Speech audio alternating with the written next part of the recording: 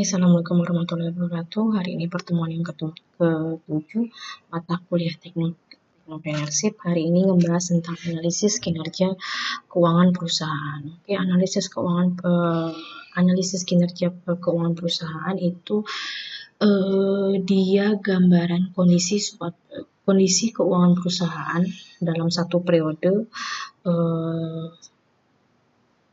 menyangkut aspek penghimpunan dana maupun penyaluran dana. Nah, itu biasanya diukur dengan indikator kecukupan modal, likuiditas, dan profitabilitas. Analisis data keuangan diperlukan agar dapat menilai kondisi perusahaan yang sebenarnya berdasarkan kinerja keuangannya, di mana menggunakan beberapa metode, salah satunya analisa horizontal, vertikal, serta menggunakan beberapa rasio. Oke, analyzing financial statement involves itu salah satunya dia ada karakteristik, ada comparison base sama tools of analysis. Oke. Untuk analisis horizontal biasanya disebut juga dengan trend analysis, di mana metode analisis di mana analisis horizontal itu biasanya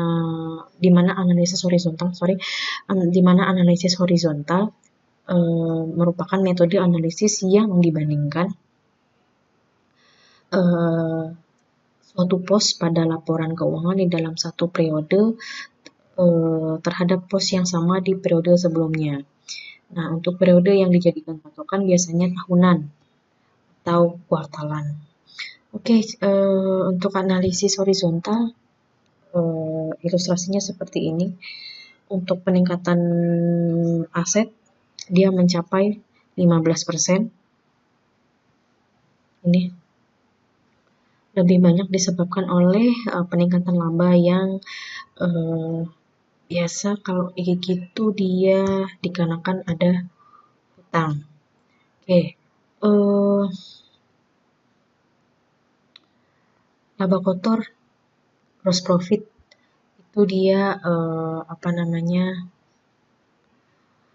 meningkatkan laba bersih yang dari 17%, 17,1% menjadi 26,5%. Ya, menandakan di mana suatu perusahaan itu tumbuh dengan baik. Oke.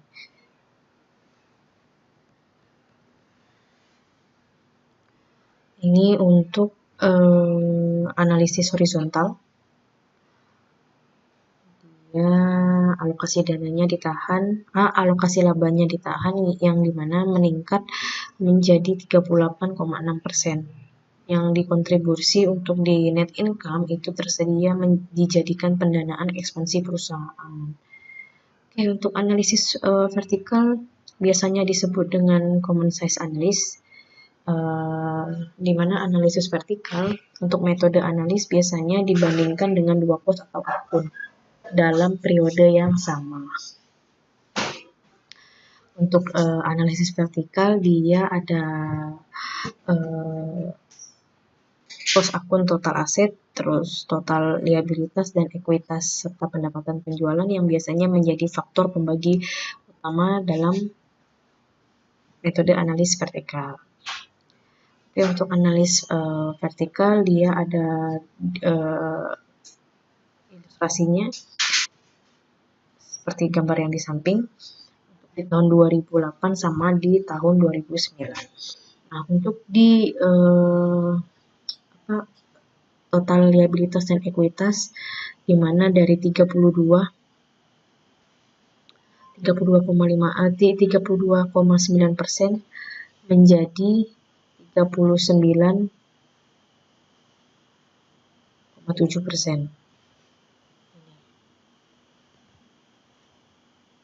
Ya, yang dimana biasanya dia untuk di suatu perseroan itu untuk mengalokasikan dananya lebih banyak untuk penambahan modal.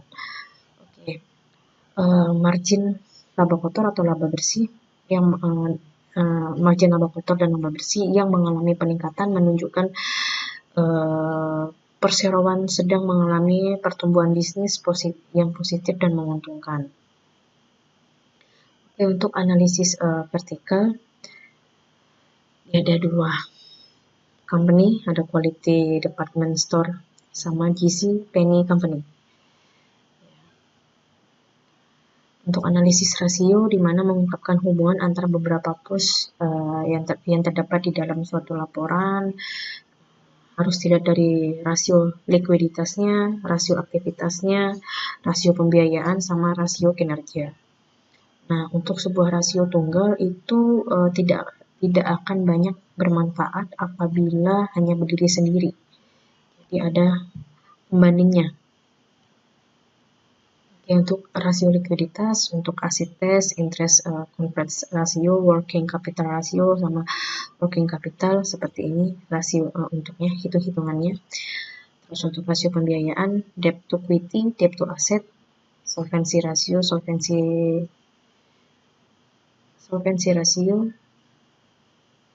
di situ aset turnover, average collection period, inventory turnover, sama inventory. Oke, untuk rasio kinerja,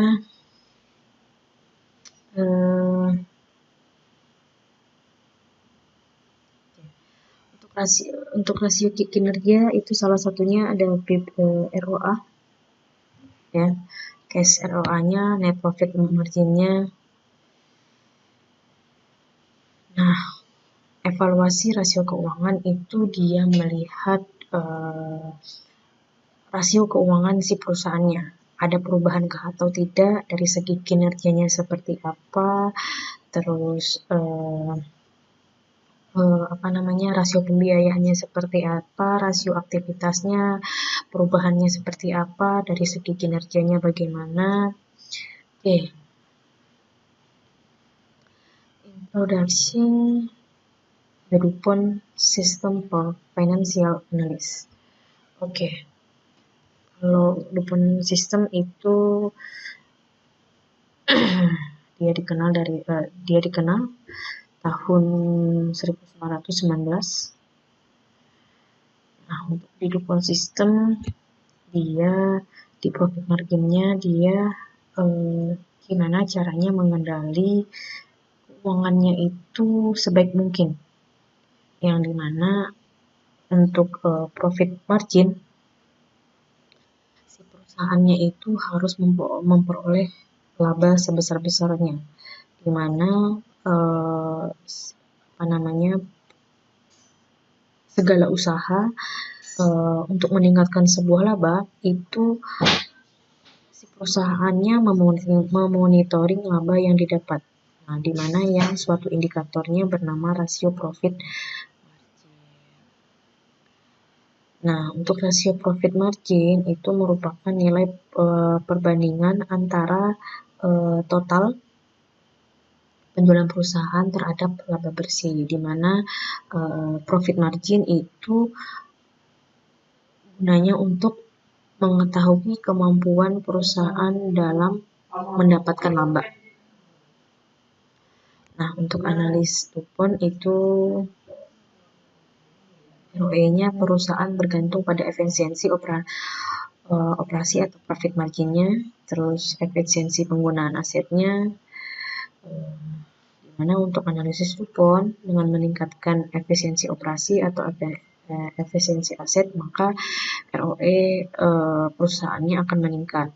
Nah, untuk meningkat sebuah ROE-nya, dia harus meningkatkan penggunaan utang dalam pendanaan sampai dengan batas waktu tertentu, yang dimana harus diperhatikan suatu perusahaan itu tidak boleh banyak berhutang, di mana dapat memberikan dampak yang sebaiknya terhadap profit margin-nya. Oke, hari ini cukup sampai di sini. Ketemu minggu depan sama saya. Assalamualaikum warahmatullahi wabarakatuh.